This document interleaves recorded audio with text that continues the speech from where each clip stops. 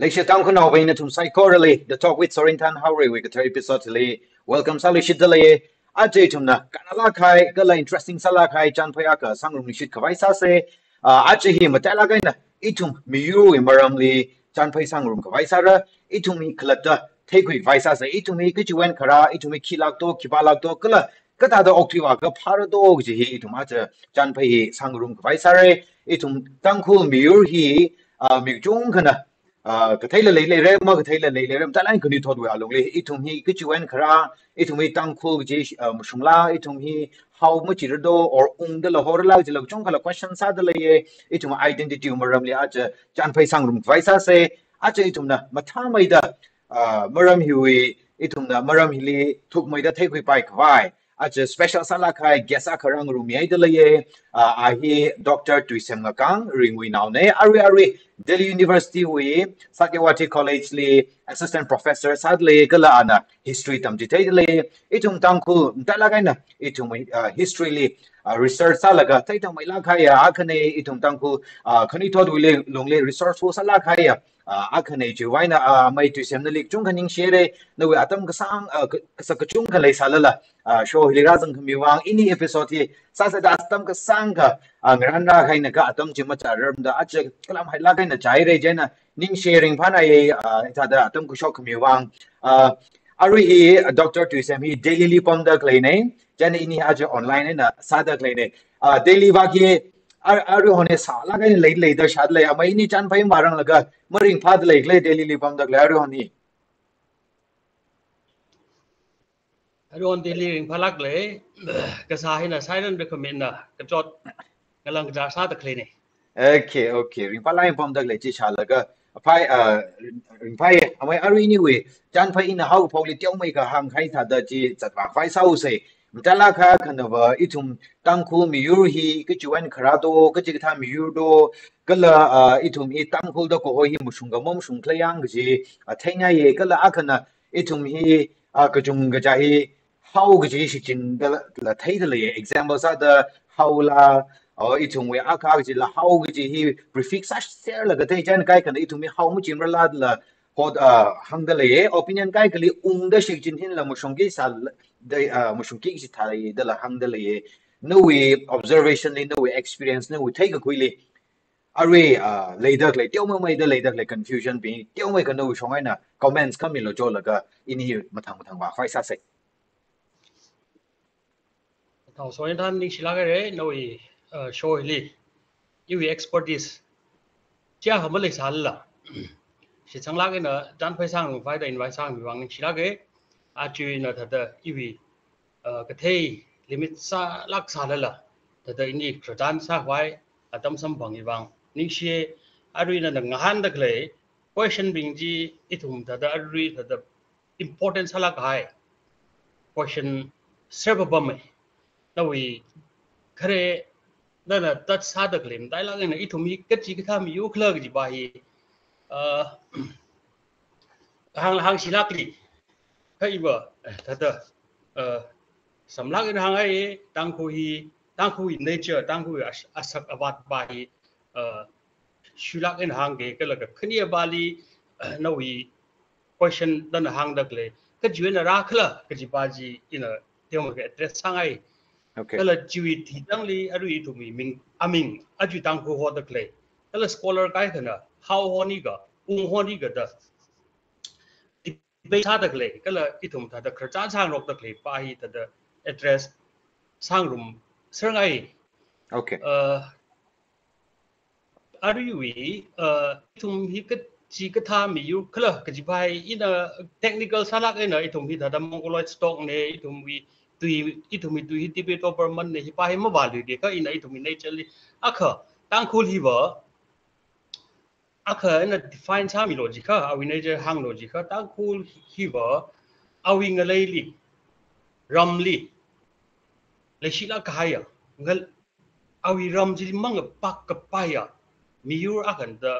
shan kuye itumi yu hiwa Kathi Taranla, Ijawi Prasam Gavai, Bumsli Pakung, Kala Iwi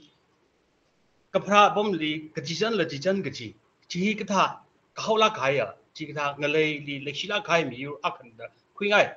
vì người lấy strong sao là cái này connect sau cái đó người lấy nó mong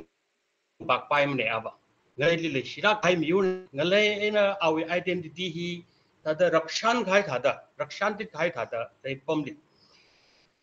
cái này ở nature itu mi ta đó nó ta đang shito cái này ở Bali itu mi collective identity cái giờ among mok thui pai mane among mok thui yaw mane tang ko naw bi kaja our existence hi wa our ashang vu khlei wang ahi khlei ne ta saklak en khui gi our midun our mirat ki shang ma pha ga khuya shang ma khanga wa khu ma khanga wa mi ma lei mane shang ma khlei khu ma khlei mi ping ji li wa I thum khra naw ping na ta ta ka hang khamang naw kamang nào chỉ có hiu cái khăn là identity mà không vào cái gì này đặc biệt chứ na in là sắm lá hàng rồi cái identity li conscious sala cái hay mi yêu cái này cái là người lấy li ít thùng mi identity nạp san là cái ốc thủy ác cái hàng hay cái này ác cái là当初老兵he hack mà hay lá cái lung xí đâu nín chẳng lá cái gì cũng xí linh đó thinh phun lùi vặt linh xuân quy là cái lùm lao sa cái bầm la por shem sang la ka phaijak ayuk ayan la ka na kum shin da rung phalaw mi yu akhane da khwingai hi tu mi acha la ka awa yi we na hi tha da malai le silak ka la lum law la ka na ok thing ka ni ka ri hon unfortunately malai le shi hi suida hai la tha thai di ka la I tum phalaw ba hi wa le da le ka ka chang ka ba ji ba suy tăng rock khai thà đó lazy and fun loving people ta hàng không bị là mong là sim ra được khuya khai hi là ít thông mi nature ác hơn ta hàng ngày thì sáng lang mua cái khania ba chỉ là ít thông cái chuyện là khá to cái gì này nhá hi ba hi thật ta là cái trace là mất sao bạc lấy thế là scholars cái nào cái hàng chỉ refer sang cái man là cái tiêu mấy khó thì mấy khai ngay đi cái này question by process sao là cái giờ ít thùng bị scholars thing on nationalist cái nào cái hàng nữa 1950s ở Tâm Lý hàng quý gave ít thùng bị relics cái đó là khâu ni being the shooting sa being put lying along with tai sampang eta hange in Thailand findings Kumar Singh the archaeologists are going to park shop next tai kana ba itum hi tang ku naw ne ke chi khale ko iwi opinion ne li khang te li ge ja Stone Age hi li le sang along with being Stone Age adam Stone Age ka Paleolithic period Paleolithic period hi mi settlement of the pam akali la settlement mau bokrang chi hi wi atam hi wa apam akwe na akali wa la ka chan aman la ka food production ka shak ja lui thing phun lui wa ti mo bokrang ja tam ne che da mi ko mon pan ka phok pa hi wa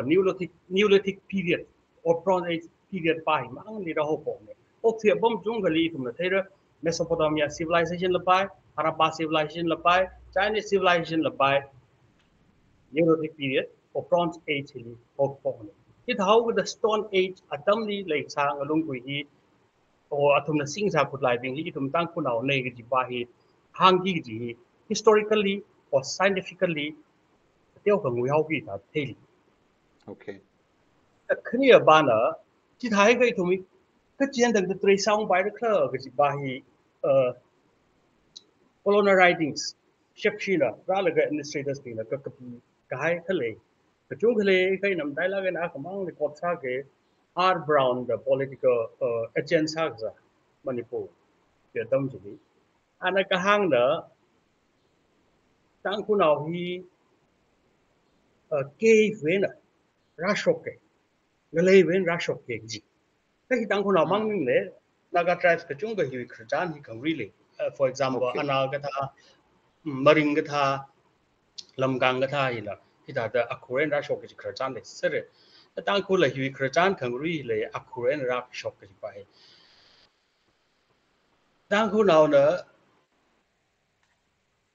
อีเช้าโอ้ยใช่จ้าละคืออักขระนรักช็อกเก่งจีบไปอีทุ่มีไล่ตำเครตั้งคุณเอาไล่ตำเครเอาจากการเรียกใช้ซาลงนั่นแหละก็เลยที่ลุยคำลงนั่นแหละกับปีเขาคุยไม่ได้ชิมเรลงนะ original culture of Naga สิ่งที่ได้เรียกทุ่มกับปีเลยเสพบ่มเลยแต่กระจานฮีอาทุ่มกับหางมังนี่กับพนิวงกับใบลายนั่นแหละแต่เฮาลาไอ้นั่นแหละเลยบ่มเลยเฮาลาลีโอกระดากระชังนักกระเจียนช็อกโลโอมิวลุงไอ้นั่นช็อกเกโอจิลิมช็อกอักโอกระจิงสิราลีกังหันโลเด้อเลยงั้นเลยไอ้นั่นก็ช็อกวีทั้งวีคังคุยเกฟโอ้งั้นเลยคนไอ้นั่นก็ช็อกวีกระจานบ่า narrative บ่าฮีscientifically proof มาสักบ่ายเขาเลยก็จีบังเลยเลยก็ anthropologist ปิงนะก็ฮัง members ปิงมีก็ท่าปิงงี้งั้นเลยคนไอ้นั่น origin มาสักไปมันเลยจีที่ท้ายก็กระจานนี่ก็เจนรักเลยเจ้าก็ถ้าแต่อีนั่นก็นิ่งไม่ช่วยลักละทุ่มรำก็จัดลีรายามก็จัดลีละไปโอ้สารายมีรายลิกยามก็จะก็ท่าลีอักขระก็ท่าลีบางปมจีวิตแต่เมมโมรีเขาเหลวไอ้เด็ดอีน่ะเขาพันธุ์ไงจ้องเจ้าละฮิวีอักขระนั่นก็ชอบเป็น narrative ไปฮิว endorse มาซ้ำเนี่ยทั้งนั้นแต่ theory อีทุ่มก็เจนรักเลยเจ้าอะไรไปแต่interesting สาระเกW. Iboholda ไม่ได้วิ medieval historians อักขระก็ฮังaround 778 AD ก็ท่าลีไตนันโซ the here มาเลยแต่สักวี last องค์อักขระก็ลอเฟงหัวดเอาวิอัตตมจิลี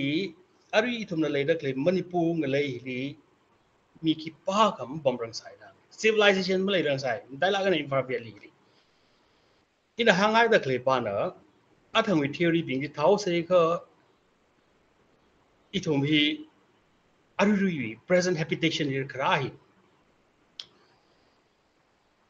ร about 8th century AD ก็ท่าฮิลีมีกี่ป้าคำป้ารังไซด์จีก็ตั้งคูลเนอะเครซาดอีทุ่มฮีเลยดักเลยปั๊มอารมณ์มันญี่ปุ่นลีไปรักษาสังเกตจีบาฮีfolk song เลยก็เลย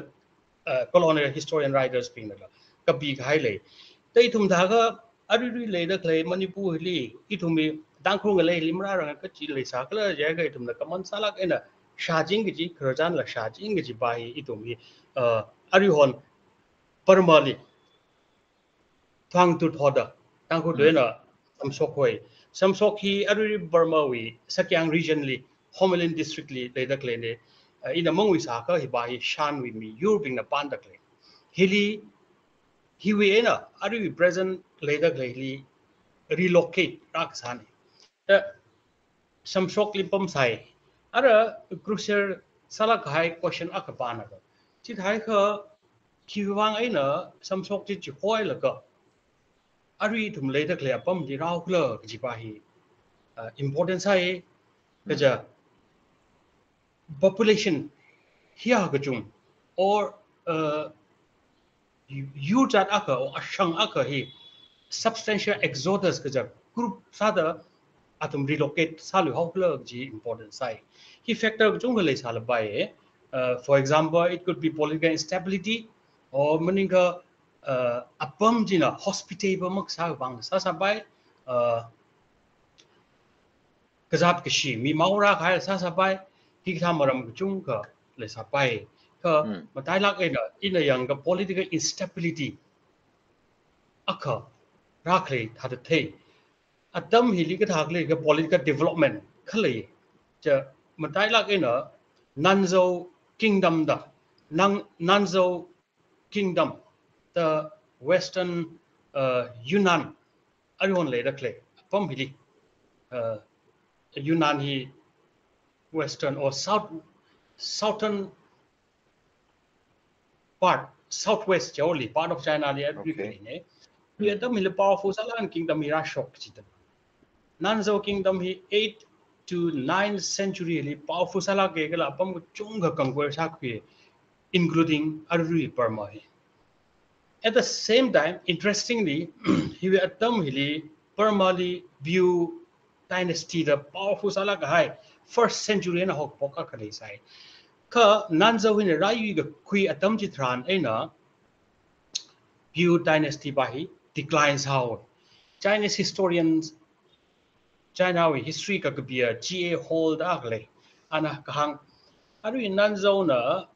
view dynasty thay rayu ga kui li hui impact him marna plung haida Burma like sa view dynasty bahi hui awi tui language mang ga shiman meaning la ka awi identity endang dala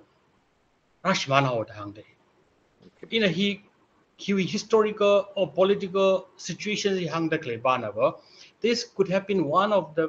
very crucial factor for the mass exodus of people including Tangkhus because it to me you mounting la khang dai mi you la chung ga hi tam li jiwe na Burma jiwe na yam shok ka okay he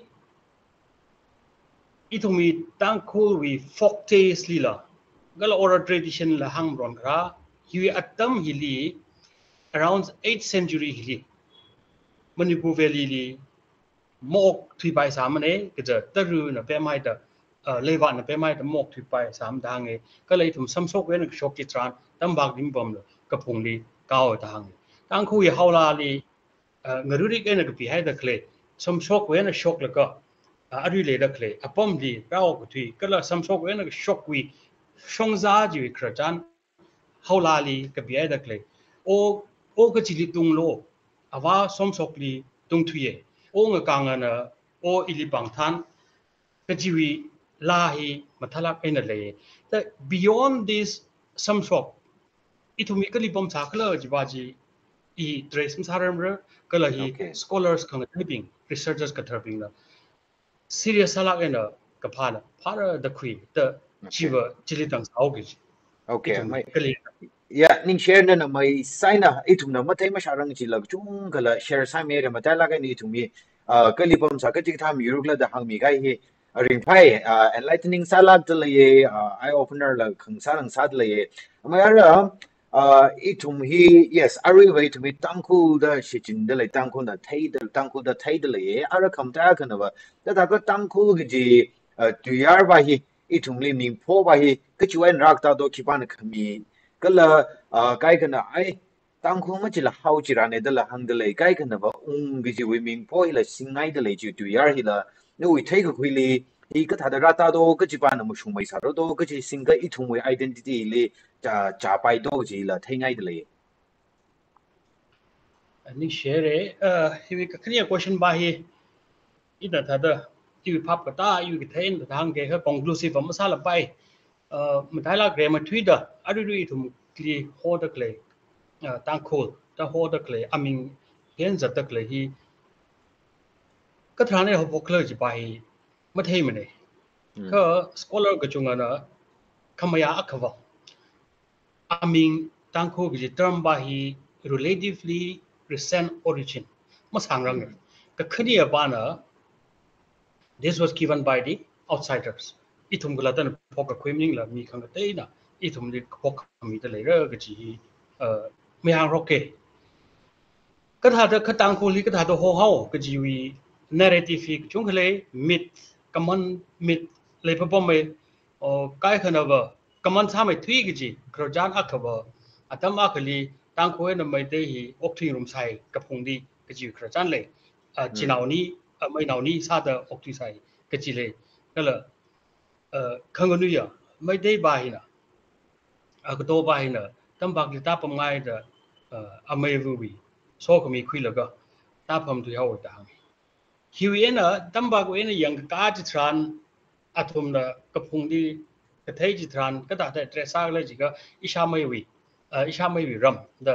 mai te tu na ta ta gi khun da hong ro ke dang e la ga now da it could be for the phonetic convenience ta ta gi bai tang da on thui khai cái là khun ba hi khul do on thui khai ne da hang hibahi kaman salah kai narrative akane this narrative seems to be oversimplified kalau hibahi musuh salah macam salah bai kai ko icha opinion ni ko opinion bawa hibahi ngui ke bai le kiwang le juga tangku hi genealogy lineage kerja itu akka ena kerala mening samra cita kam ena mai de community la sang akka o apong akka ena rastra gaji mening tele mere jiwang ena tangku le as a whole li mai de as a whole na data amai ta ko ho amai wi ram cita kle ba hi kate o gai bai problematic kale mraudi ka thuk mai da research sarano taknia tangku ya aming kata tangku ho kle ji ba the lesser known version ji la bai jang ke o ko ho ko mai ji la bai ki la mai de phok mi da hang e kata mai de phok mi kle ko atang ba kun meaning the za phai mang phai kwat ram ke ji ne ko itu mi khring ra ka tissue da katang apam ke ji ba hi ba Dia orang wujud sali kiwang le jika tangkul ba self sufficient salah gaya timpun lui wat di long sang lat eda lui wa la ga okthia nanda pen okthia miu ne je da hibai hila atang ba kun ngi bai la accept musak bai le or if at all tangkul li atum na katang apam jisa ka what about the other communities and the neighbors ada kle kang te you da ping chili ba kiwang na atang ba khun mo ho bai to ka ji bai la the question sabai okay chena he the tangkul ka ji wi tu yar adri sing da kle ba hi conclusive masamne hila ke jim le imne ka ta la rahi itum cái thầy itum khi là cầm ăn salad cái cái itum cái là thế là thấy ngọc hay amin aka sa cái này cái khăn gì ở khi có tuyar cái gì ba hi originally hàng đôi cái cái cái important salad cái version khăn gì cái version tăng khu đó có version akapa na ba hibahi mtakina mk shimrelong mixa ga shong shimrelong atum na tangku mi hulung li ka kapi kala m horam long na ka kapi atum na hang da kle tangku ji origin ba mi akwa ming da hang e tangku ta awi quality exceptionally dan sa thela phe bang a beng akiji che da mai de na awi na phe jak tan si rat tam khui la ga everyone oriented dance hodakle dance pejak bai tangku wena tam khuine da hang kai ba theory bai exam sa bai kiwang de jiga oriented dance ka tha hi o mai de dance le bai o khang de oriented dance le bai atomi dance ka tha hi ba phasa nga thu la ga akrang thu ga o thu la ka sa dance nei kai thumi ba ba phai bang beng lak ena chak jakwa ga nga beng lak ena ka sawi transform thada the di chena aming bing hi version narrative bing hi accept sa by the sere khathala la convincing sala khai ma le sai jilda ari itum tang khule na aming en jatak le well accepted akane ka khani ali hi la kai kana scholar kai kana ka hang na kala khern oping na ka hang na tang khu ya aming hi hi na ka changkat aming ne da hang e oja ti lui kham ok tot meon za ka piba ti lui kham na an sheng lak ina ka hang tu ya ka le 1961 ni ka pi ne ok tot meon za oja ti lui kham na 1961 li ka pi lai rik chin na ka hang an ri ke na ka hang ban na ba tang khu ya ming hi tang khu mu chim re tang khu mu chim ne hoi ka chi ne an hang da le tang khu tui tang khu ka chi aming ba here we tin a community da ba cheng la ke na hang pom me our argument an ho kala je ga hili an tang khu wi tui li prefix or suffix ka tu ya li nap ko sang hi chung ga le da an hang e for example an example sa da ram ram je ka wi bing wi ram ke ji ne land of jang or another example like now wi now nga bing ki kita example ekhui laga ana itum ke ji na mushung ra da hange amang maning ne kha hi ali support ga sa ki argument hi ngarum da khle hi oda likam ar akabane oda ua shimre atum bahina atum lo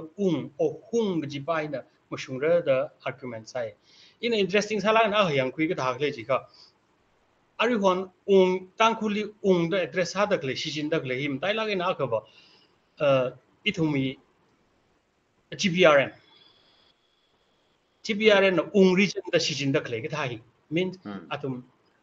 bahi endorse support ka sai de tala kui ji tala we ta hi hi horror ka ji to the argument bring ji ne ar kamataya the third name or the third argument's power how tangkul lam mo homra lam mo homra ka how in a mushum tira ji bai matai la ga na indigenous riders being the young people being na chunga hange hili matai la ga na say Stephen Angang or somi ka somoshi jena the tangkuls ka pipa sorting WS Shimre atum na tangkui original aming bai ba how horror how in a mashura ka ji hange Stephen Angang long so mi ka so mo long na hang dakle how ba hi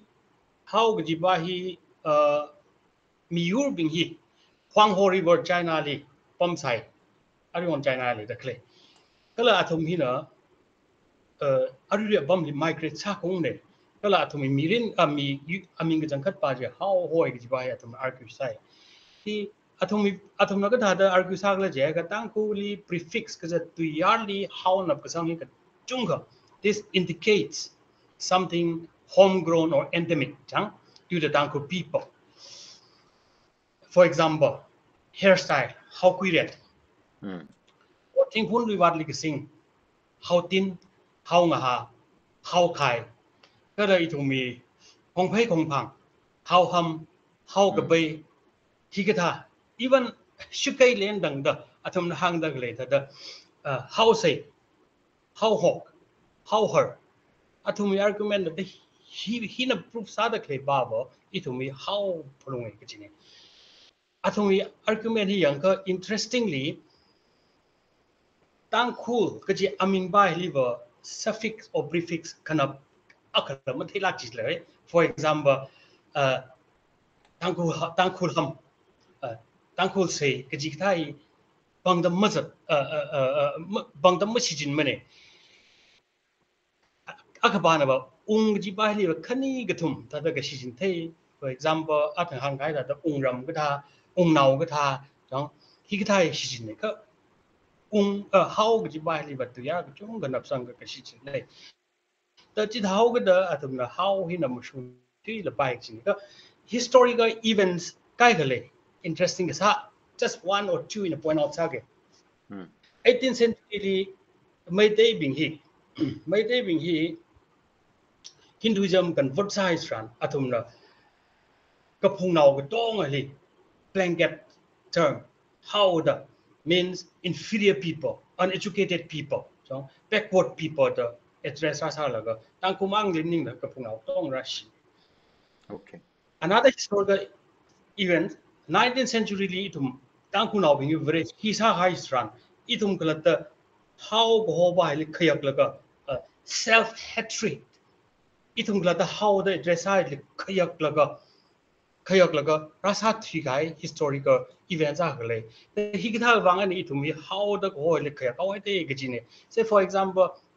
very shisa hai with the itum the phrase ka chung le da kaman salang ga shijin mong khamu how na means katam ga shu la ri ka wo mo ka thai how na ping gajine how we achamaram unethical behaviors gajine ta da jong thing along the ko room how na ping the thing along the ko room mi yu ping ka ji mong tha da he had the derogatory sala guide terms by Russian gen itu mi machine by what way are he conclusive masamade kachita salala as for me personally that how is the most acceptable term itu mi how ne tibain mashumai tigi jede the queer the okay hilidang sagi okay yeah ning share ma ji sam yes itum dalan kan you toping wang wa kung kha tam shu kuin sar ari hili itumai itum kai kha maning sang sala pai ki ga horon no je ka mi chung kha wang wa ka ji ja wa identity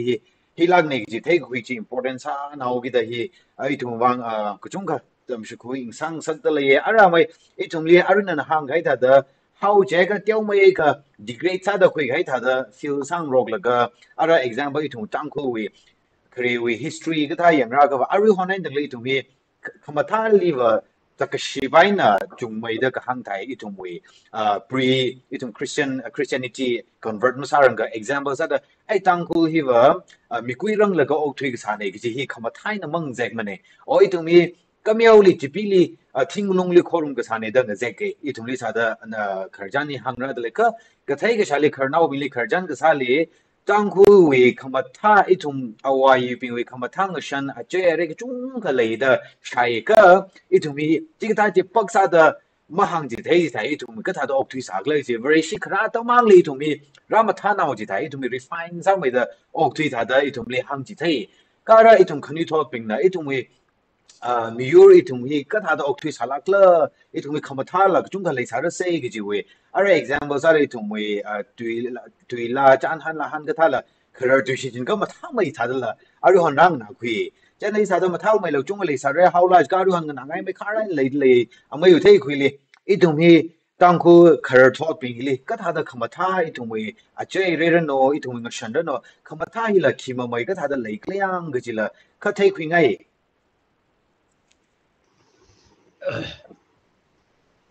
kamatha hi ba thada awai dam dila ari bare shiwi dila le serpamai ka thada mi pingbana kamatha ba hi mushu ku the le sa pai kam dialogue ena thada awai dam li kamatha ngashan practices ba ya chung le sa pa me ari na hang khai thada chan han dui han kamatha ache re ko ong dai le se sa pa me kai na ma dialogue ena awai dam li aholak ena aduan individualistic sala kai society li aka aholak ena pring kuching ji baba chiwi atam jili aw ayu atam jili community based society kaja individual mang maningla ka khokha ashang aga sala ga oktui sawi practice paji aholak ena pring kui chiwi awai dam athot chili itumna kasha ka lai thumna thada pa ga kui ahang kamron kharchan in da thega ki pa ga ijamang mo phimne ki pa ga ijamang lui mu jang dam ne kala ki pa ga ijawi shim ma shem ne ki pa ga lonely ma sam ne ki wang le ji ga akhana akhle ki kui hang rok pai tala ke ne le sai da hang community li shun kui laga kharing hili awi ningkhalum kada security hile ga ji hi atum saklak and kuisai mi akhawi mirin ena community akhawi mirin ni manga pak pai mne ka hang ka khlat hi ka khlat na ba insecurity iwang la pai mok thu bai la bai sa bai ka khlat tawi interest hi yarui o yari hakkamai wi ashangwi interestly sange da shitsange tangko philosophy tada ina kaholak ina ting phalak en tada shankui ji aka achala kawi tada awai philosophy the individual akawi interesting individual is not greater than the community me akawi interest in a community interest li mahak mai mne ji bahi atum shitsang lak en le sai atomic the individualistic ijamang oktui kai stran ijawi sa ngai sa oktui kai stran society sustain sa bai ne community sustain มาซาไปมันเลยก็จีเลยจีว่าน่ารู้คนเลยถุงท้าเทระรู้คนถุงท้าเทระตั้งโควิดขังกระจาอาทิชุดแลนเงเลย community น่ะแต่ก็จุงอ่อนซาปะเมเขาละ community อ่อนซาอีทุมีเขาละกิป้าเขาวิ compose เอาอย่างมิงละมันจังมันเนี่ยคราจานที่คราจานอ่าน compose ก็สานนี่ก็จีคราจานอ่านก็ปีนี่ก็จีละมันเลยมันเนี่ยแต่ all these are owned collectively by the community. In a community-based society, he had the lakes. How like Jiwang ina, it will be society kitali. It will take rockle. Nothing high ex-communicate sakai. Kajipa hibo. Katian and Rajai the hang day. Kajipa. I'm hung more to buy to more. Say the hiwi. Kalika the mi akahina. Masakangi or Tahajitran. Kazing a lay with Peter Karajitran.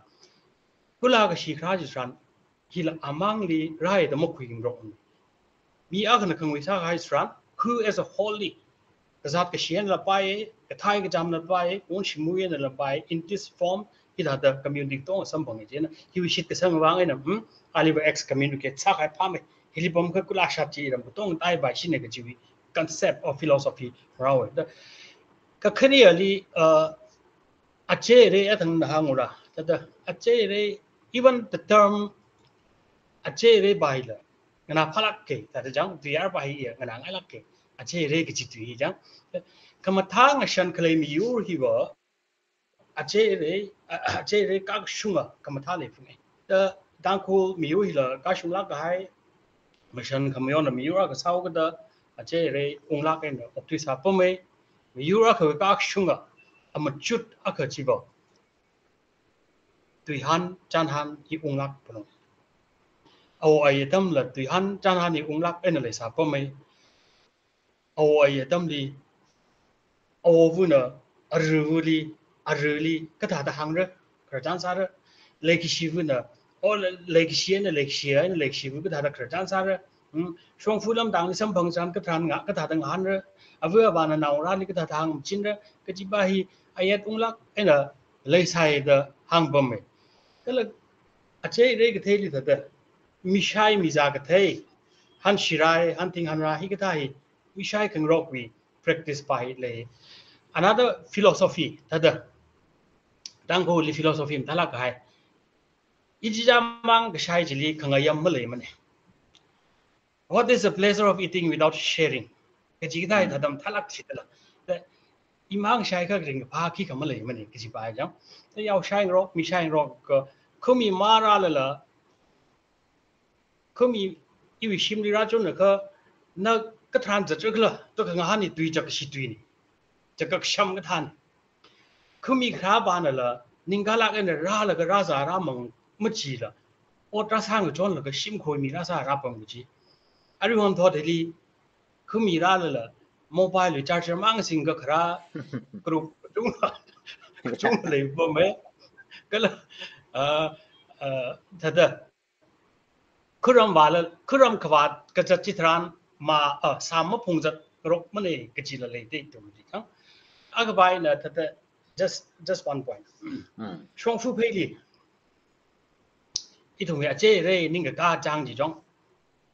ช่วงฟูเพลีกรอบเทลิงสังมิงรบกับทางนี้ช่วงฟูมาการน้องมาการมาก็รู้จังรบใครค่ะจีคุยชายรบกับจังค่ะกรอบเทใช้ไงแต่ช่วงฟูจีใช้เพื่อกันลุยลิขนำจังไงก็จีบาเจซากระชารอดมาขังจ้าอดเลยแต่ห่างจังแต่ที่เท่าอย่างเจเลยองค์ลักก็ให้เลยมีเงินกระจายเท่ๆแล้วก็มีมั่งไอ้นั่นไม่อย่างรบเนี่ยข้างจนรบเกี่ยวกับห่างแต่ที่เท่าอย่างคำท่าเจเลยจุ้งก็เลยปั๊มแต่จังต่างคนเลยแต่ที่ท่าเราเป็นสามyeah I mean share originally อีทุ่งเธอเน่าเป็นเอาไว้เป็นไว้คำท่าเลยสักโอ้ที่ที่ทักจุงเขาแชร์ใช้มีให้อีทุ่งคนนี้ทอดเป็นวังตำชุคุยไปลักขากันเนี่ยoriginally ไม่น่าก็ทิ้งลักขาก็ละนั่นละที่เครลี่ห่างๆจีละอินพนิงอุ้งอีทุ่งไม่เอาไว้เป็นที่มีใครกันนะวะก็ละอีทุ่งไม่ยุ่งกับแต่เป็นอะไรมาแต่ละกันนะอีทุ่งที่เรชิมารารงแล้วก็จีพีลิโครงก็สามียุ่งในกิจวัตรไอ้น่ะชิจินมีจีเขาเคยท่าเที่ยก็ละอีทุ่งไม่เอาไว้เป็นที่ทิ้งลงเลี้ยงมังมุดต่อได้นะท่าเวรีคิดว่าเลยจีมาเที่ยละโครงพับๆจีมียุ่งในจีละ มาตุมีจิตาละเทยก็อีทุมฮีก็สักว่าอักเลยกิจิลีโคครุมเฮนะอีทุมเวรีชีราก็ตาวิวเจ้าไม่ก็narrative เลยเจ้าของก็ได้งรกจิตไทยนู้นเทยคุยเลยอีทุมฮีจีปีลีทิ้งลงเลยโครุมก็สามีรักก็สาดปั๊มสาลักก็อีทุมฮี just a very จิชูฮีคิดว่าเลยจะมาเทรังทุดากิจิมเลยก็อีทุมก็สักว่าเลยโครุมใส่กิจิเวนะนั่นเจ้าไม่ก็ share ก็สาธารณะแต่ไม่ฮิบะฮีเจ้าไม่ก็ elaborate สามิงสังไง因为everyone他对他们那个门上啷个事情对儿，可累他的OIE 当可忙，讲当可忙啊，当里当可忙，离屋推个啥，没有，讲可以把行业当可忙找你们个对来个着，今天เรามีก็หอก็ท่าถัดเด้อต้องไล่ก็จังคัดจิชุคริสต์บาจิมันยังใส่จิเลยล่ะไล่ก็หอถัดเด้อ where the daylight originates อ่ะก็ชุนทองวีก็หอ originate ชาคุยก็หอบาจิวะเลยสาปอมไปแต่อีหางไอ้บริษีนะบริษีคราบาฮีถัดเด้อเพียวขมีจูขมีอีกท่าไป introduce ว่าใช่ก็มาไต่ละก็ให้บริษีวิ conceptอันนี้เลยได้เคลียร์ไปอ่ะอีทุ่มเอาไว้ที่เลยทราบผมไหมแต่ยังไงอีนั่นถ้าเราไม่ argue ใช่ก็จะ it was on the foundations of the traditional Tangu belief system ที่เรียกว่าชีบิลาปรักษาแต่คุยไงก็จะที่ถ้าเราหังก็สร้างกับเขาแล้วก็ถ้าเราอีทุ่มมีอยู่วริชีก็ใช่ mass conversion ก็ใช่ขี้นลักขลุ่งได้ยังมาจุกจีแต่ถ้าขี้คำเลยสักก็ถ้าได้อีทุ่มวิ่งที่ convert ซับไปแล้วก็ถ้าได้ยูมียูรักก็ได้หังไงเทอร์มาก็ดีก็ถ้าได้ convert ซับไปแล้วก็จะอีมาจุกจีก็อีทุ่มมีวริชีวิลีก็จังก็ซะจังได้เลย principle เป็นก็ practice อีทุ่มนี่จงก็เลยใช้ได้ลักอินถ้าได้รู้คนถ้าได้ก็เดียวกับ part of my research ซะดักเลยจิชูคริสต์นะโมเรมาพงลักละโมเรกับพงอาซาแต่รัฐที่ขมีฮีวีฟิโลโซฟีฮีถุงก็ท่ากับตั้งคนเอาปิงวางแบบพับตาชีลักกี้แล้วก็ท่าแต่อินะขย้อนไม่เลยอีวางอันที่มีก็ละก็เลยอีขย้อนเจ้านะก็ท่าแต่คุยทุ่งมีไปแล้วก็เลยก็จีก็อีทุ่งมีเอาไอ้ลิ practice ซะก็ซะscapegoat concept of scapegoat ต่ะมีอะไรก็จะขายทรันมีอะไรที่นั่นได้ขายจิตรัน currently ว่าแล้วก็ her อะไรว่าจีโฮแล้วก็โจอเมวะที่วิมังลาให้คุยโลก็มีบ้าวิมังลาจินนะจีโฮมีโลแต่ว่าก็ห่างวิอีนั่นยังก็ถ้าแต่ฮีวิ concept ที่ได้ก็จุงก็อีก็เท่าวิเลกสายนะอีทุ่มไปลักเอ็นจิชูคริสต์นะที่มีก็เท่าวิพับทักชับทักเทกจิตละล่างไม่ได้อีทุ่มมีวริชีวิมารมลีอาริทัดอักขณะอักขยาชีของเราอาริจำมีนี่ห่างไงละเจเรกเท hospitality ที่ก็ได้ที่จริงที่ทัดอีทุ่มมังกระเทอร์มันยิ่งอักขจีเช่นทัดอีทุ่มมีวริชีมาสารังกวิจิลี demonize ก็สาทัดสักชีลักไอ้น่ะอีทุ่มแต่หังก็ให้ทิ้งกันลงดีถ้าจะโครุมพับก็จะมีอยู่ถ้าจะคุยบาจีจีบาจีมันมีอะไรก็เลยอีทุ่มนั้นก็มันสลักไอ้น่ะสิ่งซะคุยเรื่องรักษาจีตุยอาร์บาฮีไม่ of course that was just one form of warfare รายก็สาวิอาราคันเนี่ยก็ถ้าเราสมกับพงบางทีคุยเรื่องรักก็จะถ้าจะ picture จีราจะเทกจิตละก็มันไม่เลยละบ้ากันเลยคุยสมัยนั้นเราไม่สัจจิมเลยตัวมาว่าอย่างนี้อาเจเรเทลักไอ้น่ะถ้าจะรายสัลราย rules and regulation เลยก็ออกตัวมีอยู่รักกันเนี่ยนี่เชื่อไหมอีทุ่มคาร์นอบิงวีเอาไว้อยู่วิคาร์จันหินนาก็ว่าอีทุ่มก็เขาลักเองอาริฮันทอดลียังก็ว่าอะไรอีทุ่มคนที่ทอดบิงฮีก็จุงก็ใจที่ก็ถ้าว่าอาเจเรคำท่าอีทุ่มวิจารณ์ละหันคำท่าอีทุ่มวิ behavior เดี๋ยวมันไม่เด้อ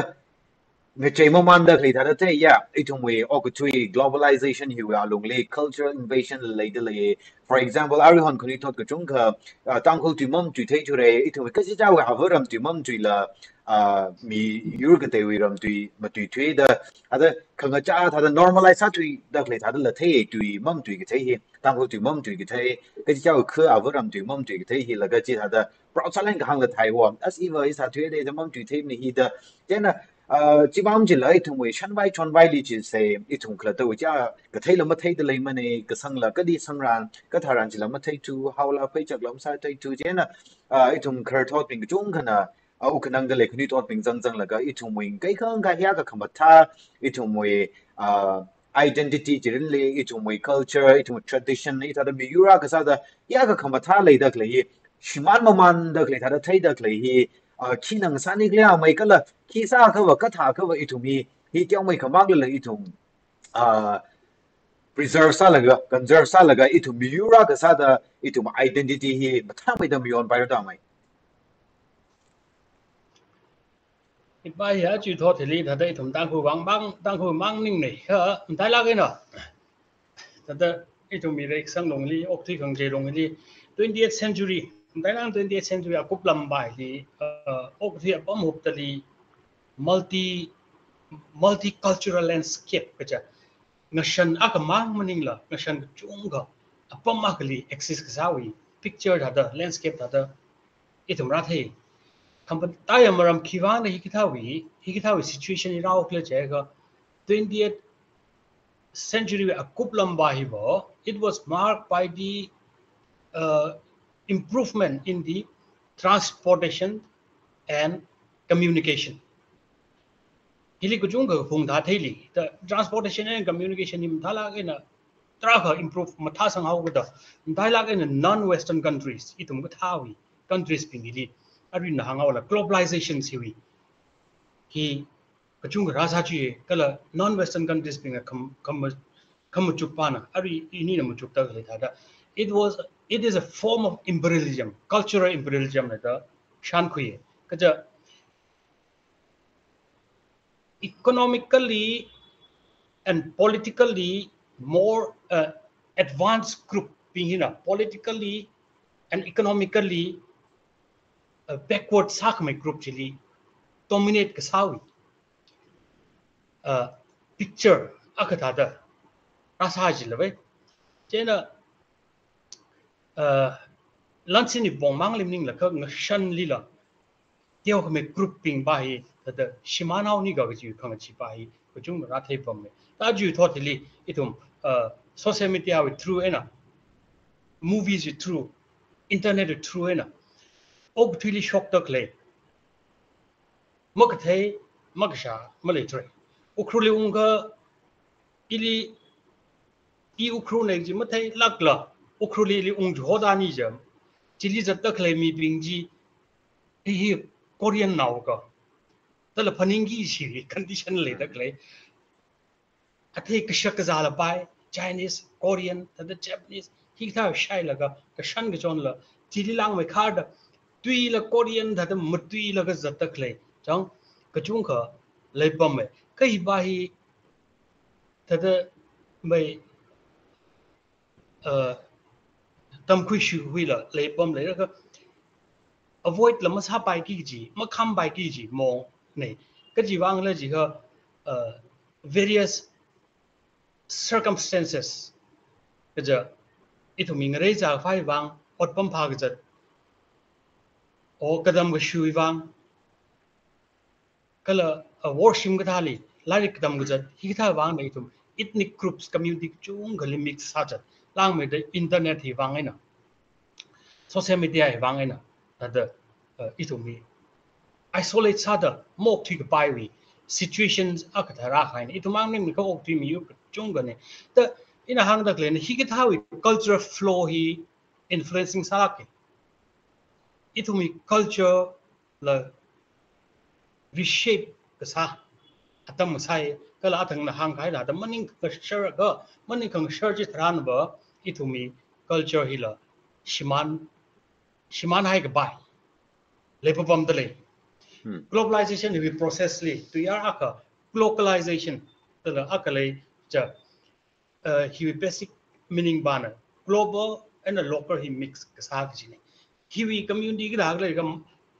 ta di ga shok le ga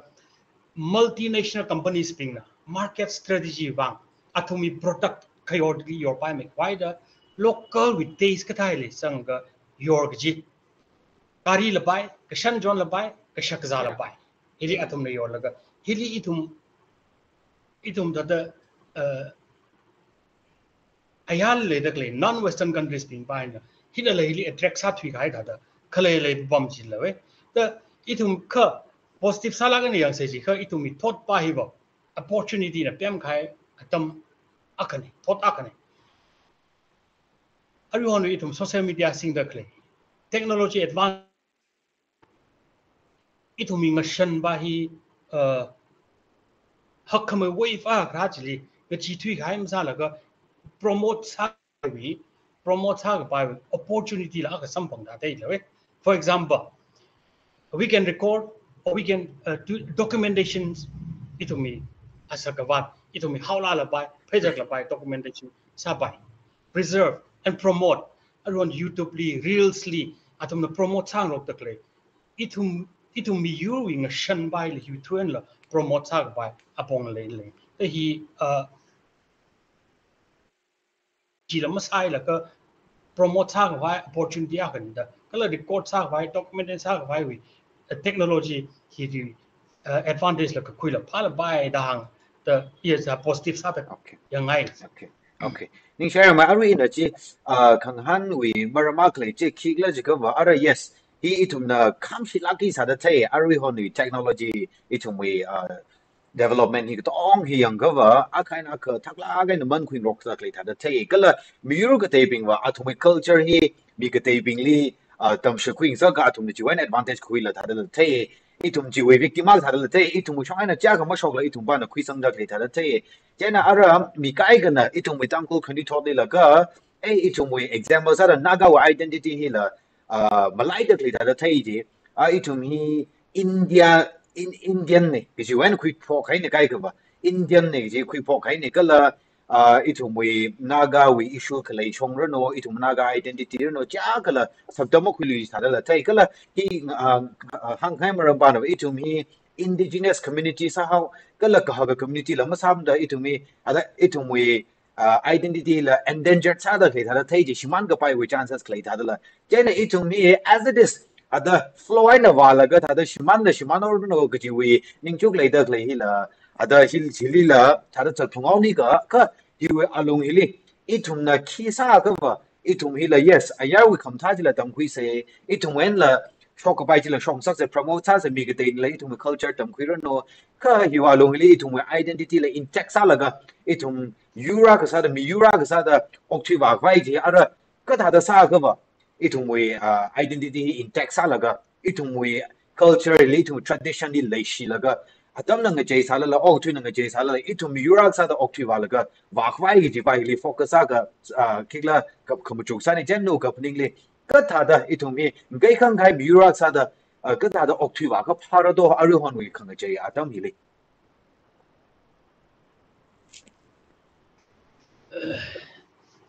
ki ga ping na expert culture expert ping na khang na itu mo hanong bai mne oi to mi da itu mi culture itu mi practice bai intact masa chu lak la da ok thi phung se je ga society in itself society bai la chiwi society ji create sa gi jin mo ja ka ina da paning ga chi ga tha pa ara Eden Garden he recreates has a Gigatam. Eden Garden he recreates us. Come on, concert. In our send a Musata the Kayakaugi. So, Chitagomina, society budget, Mahanung Bayanika, we can do certain things. The arena hung the ling, a Kaikang Gaimi, your Akasada, Katado Octiva by the clergy. Effective summit Twiggy Akata that you take quickly. Cultural identity is a heart of uniqueness. Cultural identity is a heart of uniqueness. We have to protect and promote cultural identity. Itu mi uniqueness pahi leng sakre chega. Ibu sa hangai. Kaya kita ada sara we have to encourage youth to learn more culture of the Tangkhuts. Atang ida kahang tada itum na various historical states Rajasthan itum hi self-hatred iwi culture ning ka kachai iwi culture ka khayak wi states ra makan kanra hain dai itum mi Europe hi atamakli the kara itum culture wang itum identity wang lang sogi gi youth pingli kanutot pingli encourage kasa itum makun le ko itum culture le kamashungjang le ko okthina phajat takle culture okthina katha da mirin katha da okthina khla ji itum illa pharat le ko jang le ko ji bai itum tam stera in ai hang dakle for example traditional knowledge yaus ara western culture pingna kala develop sa high countries pingina indigenous people pingli traditional knowledge phajat tale de itum illa traditional knowledge ko chung jang bam tale environment issue environment related yaus chong oh I in practice sarakasa tingna ri hali sayu bayuling sobam ga ngohong yan chong tada katha da ngohong mayon ra katha da lui mayon ra katha da sareng sai jing la sa ga mangwa la katha da ok thi ra khla ting kum pai doi hausang ga tu dek bam la ting ka khar mangwa la lai dak le hi katha wi sustainable kini economy environment hi katha hi practice itum traditional knowledge itum lai lai Higdai Kanutot Pingli itum tam sepura kala we have to encourage young people to practice hospitality. Oh, I being hospitality could be maling hangate, could be mali simtuna saga in parking sakpahi. Arion Oktina positively tourism promote Sarajaka hospitality mjanglam sapai. He to me later claimed that our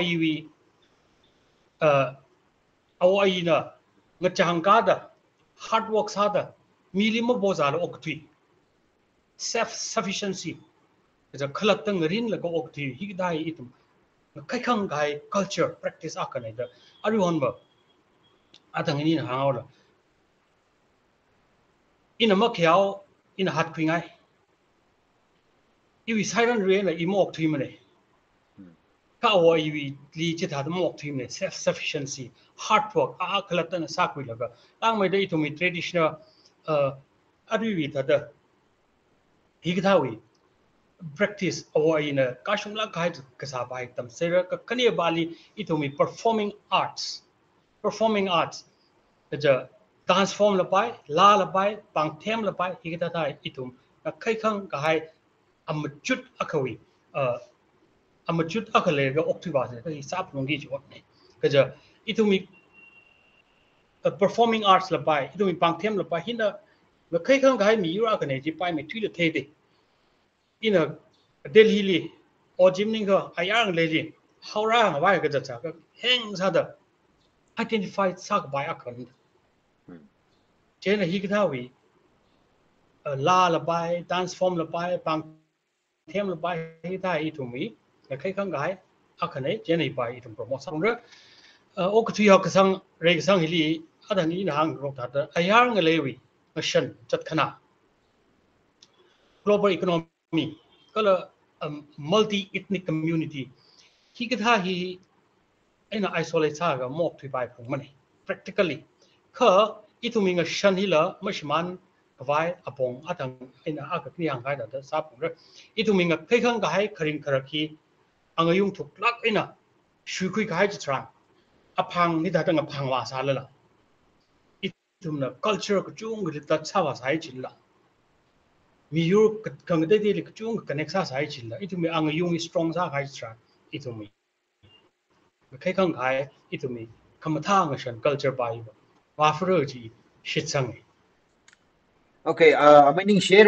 ini chan paisa laga ache itumna thairan thai khangi chung kana na share sa mere first time ne tangku we maramli you episode you show hili discuss ka sai jen ache general sala ga na discuss ka sa ne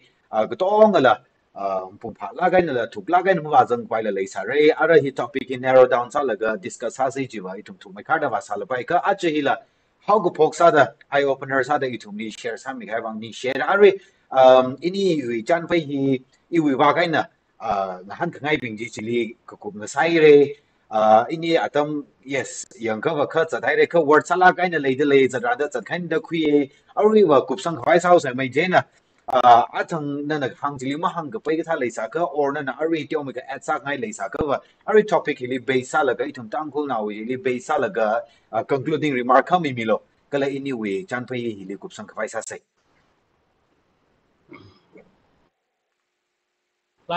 ลายนะมังหังเก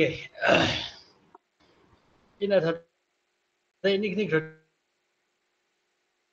จันซาก็เลยทุ่มงชันเดี๋ยวไม่เขาทัดกันเจ๊ใครเลยก็อีทุ่มมีอะไรเลยแต่เลยอินะยังก็ตั้งอีทุ่มอยู่ที่ทัดลงทุ่งลิงนิ่งก็ฮิวาก็เคยยังว่าฮิวาไซก็เคยฟังยังว่าฮิวาก็ยังว่าแต่เลยทัดเท่กี่จีมังอาบ้าหินะทัดอีทุ่มมีงชันอีทุ่มมี practice สักสัปดาห์ลีจีโน้ตให้แล้วก็ฮิวาคุยว่าให้ทัดก็เลยทุ่มมี practice ไปขนุกลิกให้ทัด in between ฮิวาเลยคันนี้ว่าไม่จังละก็อีทุ่มมีงชันอีทุ่มมี practice ไปเช่นตาทวีแล้วก็อีทุ่มมี practice ไปอีทุ่มจัดนาสัปดาห์จีขนุกลิ back ลิให้แล้วก็เลยดักเลยทัด picture จีทัดเท่เช่นอินทัดหังให้บ้านอ่ะอีทุ่มมีตั้งคนเอาเนี่ยขังเตยมีอยู่มุสลิมใบมันเนี่ยอินสารันจีตั้งคนเอาอักษรอีวีอัศกวัตลีตั้งคนเอาคือ quality ตั้งคนเนี่ยปาจิจังแล้วก็โดย profession ลุยขวานเอาละไปทำเสียสาละไปป้าก็จะทำมิสาละไป politician สาละไปก็ทำละตั้งคนquality ตั้งคนเนี่ยอักปาจิจังก็ทำคุณก็อีทุ่มเราออกทีจีทัดอีทุ่มมีสามีรันจีสักเทจีสาละก็ออกทีวังสักไงสักเรื่องก็เลยออกทีวังไงฮิลีตั้งเก okay alright นิ่งชีนะเรื่อง yeah อาจจะอินี่จันไปซะแล้วก็อีทุ่มตั้งคู่เราเป็นบาง enriching ซะละก็ให้ episode อ่ะขังซะเลยอีทุ่มก็ชอบกันจังฮีก็ต้องกันนะไม่ใช่ว่าซะแล้วไปไม่ใช่ความมีจุ่มก็เลยสาบปมเลยเลยอาจจะอีวี episode ที่บางไงนะอีจังเด้ออีทุ่มมีมารำเลยอีวีมารำเลยอีวีมียูมารำเลยจุ่มก็เทสิ่งก็คุยสัมพันธ์เลยจะว่าเอาไว้นั่นเลยจุ่มก็นิ่งเชื่อเลยนู่นทำสกุลใครนู่น research ใครนู่นบางมันจีละอีทุ่มมียูวีบางกันนักไฟกันซาดันนั่นนะที่โชว์ฮิราแล้วก็อีทุ่มลิเชียร์สักมีบางจุ่มก็นิ่งชิโก้นู่นออดบางอาซาบากี้จีจุ่มก็เลยเฟอร์บางอาขวังสารโนอาเทคำเทงสารโนก็เลยอีทุ่มคนที่ทอดปิงนะอีทุ่มนักชนาวปิงนะยังกัดจริงดิจีอีทุ่มตั้งคู่ลี resourceful สลากใครมีอาขังซาจิโนโนจีหังไงก็เลยอาจจะหิมังมาจิละแต่มาทำเลยอีทุ่มน่ะเดอร์การ์สัมแต่ละอีทุ่มคนที่ทอดปิงน่ะเดอร์การ์สักลีแต่หังมีจริงโลกจีเลย request สั่งไอ้ลิชิตเลยนิ่งชินัยเลยnext episode เลยอีทุ่มตั้งคู่มารำเลยมาทำไม่ได้สาวควายสาลิชิตเสียจีไม่นั่นเลยหังลิชิตง่ายเลยก็สักเขาว่า psychology เรื่องนึงสอนไม่ได้ทั้งเวทละจุงไม่ได้มาได้สังได้จุงเขาไม่อดอีทุ่มมีรู้บางสามมีรู้โน้จีไม่นั่นเลยนิ่งแชร์โค้จีจี message อินพอร์ตมีลิชิตง่ายเลยก็เลยอาจจะ episode ยังมีใครทุ่ม psychology แล้วจุงกันนิ่งแชร์อาจจะ doctor ที่สังกัดอินี่นะอีทุ่มมีรู้มารำอีทุ่มตั้งคู่มารำเลยจันไปสังรู้ไหมเลยอีทุ่มก็ต้องนะช่างรู้ไหมเด็กชิดสังเกตก็ถ้าได้อีทุ่มมีราก็ช่วยในราอีทุ่มมีคิวอังคีก็โหจีก็จุงก็ discuss ใส่เลยอีทุ่มเตี้ยน้ำมันเลยจำสกุลไปจังสารเดชอังคุยละกันมารำไปที่ knowledgeable สลักเดเลย value เลยละใครดูมังสาเดเลยอีทุ่มนะก็ต้องกันมันยังไงสารไปก็มีอย่างไงเลยสาบผมเลยเด็กชิดสังเกต debatable สาไปละใครtopic ละกันสาเดเลยอังก็อีทุ่มคลาดอาร์เวนนั่นได้อีทุ่มคลาดมาถ้าได้มาเทคุยเรื่องเดียวละอีชัวกันสาเลยได้เด็กชิดสังเกตเจนอีทุ่มมียูรากันสาดอีทุ่มคลาดถ้าได้เทคุยเสียอีทุ่มคลาดอินเท็กซ์ไม่ได้อีทุ่มมีก็ได้ดอกที่ว่าก็พาระอีทุ่มมียูราก็โค当空老小哥就当空 nest 就是嘛他为的礼拜个外这个他那边那个 sure 边了真正的一种可可样个啥那个一种阿克可就是个礼拜而有呢 challenging 啥拉开啊当个阿克啥的嘞 cultural invasion 你么拉开来的嘞那一类当空老蒙啥个外那个老蒙啥个外就哦个种个上落的来的来呢米有个对边呢那一那thấy的来呢但来肯定托边一种其他人话人了那以为 identity 个他个ngak pai rak la na i miura sa da occupy rak la ji le shantit la ga ji ning li chang tit da occupy sa se a chang Dr. Tusiam na hang khai da na i wi tang khol na se ka sa khawa wa itung mai ka chat ka kar ji da ji le shok khawai sa se ka la community a ka sa da itung tang khu naw kho ji ba ji tui mang hi li maning la itung mai kho kha ka sa ning chuk itung kho ka sa ot sa ji leng sak se ji hang khai ne ka thot mi naw chung ka sa me re khni thot ping la sa lai re ka itung na yang ka bai itum da sure ga pai policy vision jila lai itum tang khun sa docting room se awai ina itum li sa ji thei khai ring ji thei khai ji itum khama thai na itum practice sa shop khwai jila sa se ning shi na gon tum gutong le aju episode li internet instability vai na tyong mai ka disturbances le re ya really apologize sa da le inconvenience wi wang